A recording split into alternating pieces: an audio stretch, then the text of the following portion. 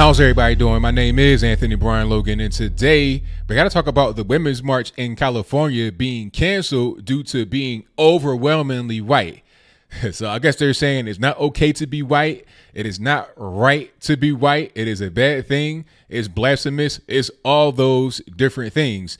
Now, before I get into the Women's March and their actual issues, let's talk about this particular situation here in California, where it is and why we're here today. It's not really a surprising reason, but I'll break it down regardless. Now, I've been reading about this today, and I've read that this is not the official Big Tent Women's March that has Linda Sarsour, Tamika, Mallory, Carmen Perez, and Bob Bland, etc. This is some kind of just ragtag group. And we're going to throw a Women's March in Humboldt County. This is way up in Northern California, to the west of Redding. Has a lot of the inland, but also the coast on the west. This county is 75% non-Hispanic white, 11% Hispanic, and only about 1.6% black, not even 2%. That's not surprising at all to me, because way up there in the mountains, you're not really by the big cities. And even if you are by the big cities, it will still not make that much of a difference when you're talking about if you want more blacks to be there. Hispanics, yes, because that's the majority of California, but blacks, not so much, because it's only about 6% black in California. We used to be a lot more than that, but a few things happened, like all the illegal immigration, minimum wage hikes, all kind of things, but I digress for now. The point is that if you wanted a more quote unquote diverse cast in your little march, you should have taken this away from Humboldt County up in Podunk nowhere to San Francisco Bay Area or Los Angeles, maybe even San Diego. Get some of the Mexicans to come in there and be a part of it, right? That just kind of makes sense, but these people are not making sense, which is par for the course as it relates to the Women's March. These people, big tent, small tent, official, unofficial, do not make any sense. Let's get to the Big Tent issues. This thing in California was just kind of a small thing. I'm not surprised at all. I don't think you are either. But let's get to the Big Tent issues. And if you look at the leadership of them, it's not surprising to see the smaller offshoot groups or the smaller official chapters behaving the way they behave. You have the people that are out in front, Tamika Mallory, Linda Sarsour, the infamous Linda Sarsour, the crazy American-born and raised person that appears to be white but calls themselves, I don't know, I'm not really sure what they identify as, but they're Muslim. You have Bob Bland. That's not her birth name. I'm not really sure what to gender her as, so I don't want to get nobody offended. I'll just say that's not their name by birth. And you have Carmen Perez. All of them have been under fire for being linked to Farrakhan, racist stuff, anti-Semitic stuff, because the Women's March happened right when Trump got inaugurated, because they were saying that he is offensive in general. He's against women. The whole tape from, what was that? I forget what that was. Billy Bush. It might have been Entertainment Tonight. I don't know. If you know, let me know in the comments below. Anyway, that tape talking about, I got him by the X, Y, and Z, the locker room talk, that came out. They were offended by that. So they came out to march against him. But now it seems like the focus is kind of shifted, not necessarily away from Trump, but to broader issues, including being against Trump.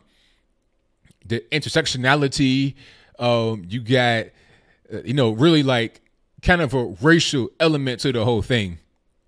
Although that might not have been how it started.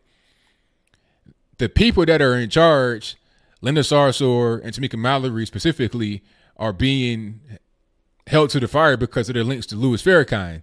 Now, if the march was about feminism and women's rights and women's this, women's that, then how at the same time are you going to be linked to Farrakhan? Okay, Farrakhan, if you don't know, that's the leader of the Nation of Islam. The Nation of Islam is not the equivalent to Islam, Middle East, Sunni, Shiite. It's not that. What it is, from my personal research, and if I'm wrong, anybody out there, let me know in the chat. What it is, it's a mashup of Black Southern Baptists with prison Islam, aka Prislam. That's what it is, because a lot of guys, they go to the nation while they're in the penitentiary. Malcolm X himself was converted in the penitentiary. He was killed by somebody. I'm not really sure who did that, but if you do a little bit of research, you'll be able to find out. But for now, again, I digress. Farrakhan, if you listen to him, is not a feminist supporter. Go to the mosque that he has in Chicago, and you'll see the women totally covered in their Muslim dress, in the white burqa or whatever. I'm not really sure what it's called. It's not the full beekeeper. It's like maybe like 85% beekeeper. You got your face out, but you got your everything else covered. You might even have your jank go all the way down to the eyebrows, basically. From the bottom of your chin up to your eyebrow area is open, but the rest is pretty much covered up in a white outfit. If you hear his speeches, he's talking about the man being the leader of the house, having strength, having what some may label toxic masculinity. But these individuals from the Women's March are linking themselves to him and then trying to defend him and their affiliation with him when they're being thrown under the bus for anti-Semitism and stuff like that. You know what Farrakhan is. You know what Islam is.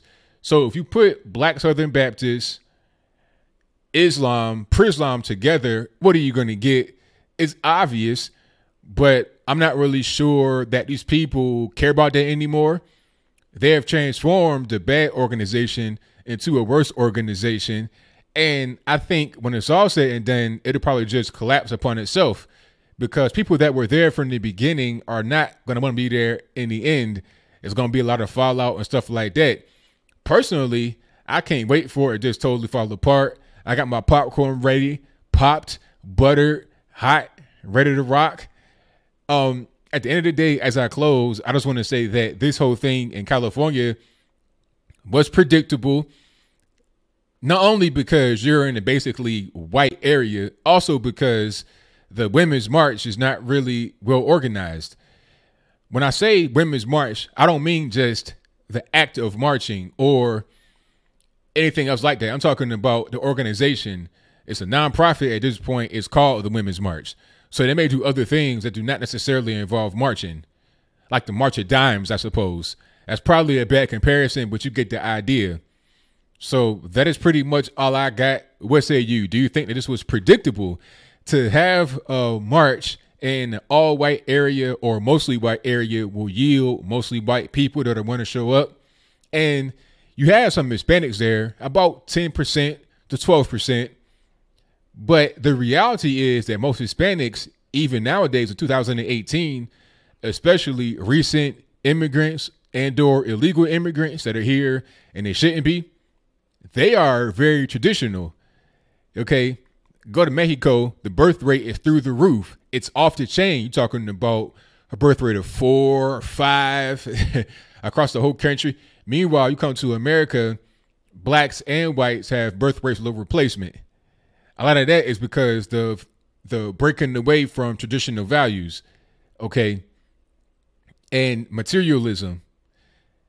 Mexico does not really have that. Mexican women don't really have that. So if you are in a mostly white area with about 1.6% black people, how are you going to get a big portion of the march to be black? There's not enough black people there. And Hispanics, how are you going to get them? It's not enough of them that believe in your whole thing, which you don't even really know what it is at this point. Is it feminism? Is it Islam? Is it political? What is the actual purpose? Where's the direction? Where is the leadership? There's not much of that. I could say that having these women in the front as leaders is probably not a good idea. It should be a man in there to make the thing go right. But I don't want to be sexist, so I'll just say that I could say that, but I won't say it. But whatever you say and whatever your comments are, please let me know in the comments below. And that's all I got to say for this video. If you like what you heard, please comment, rate, share, and subscribe. Peace.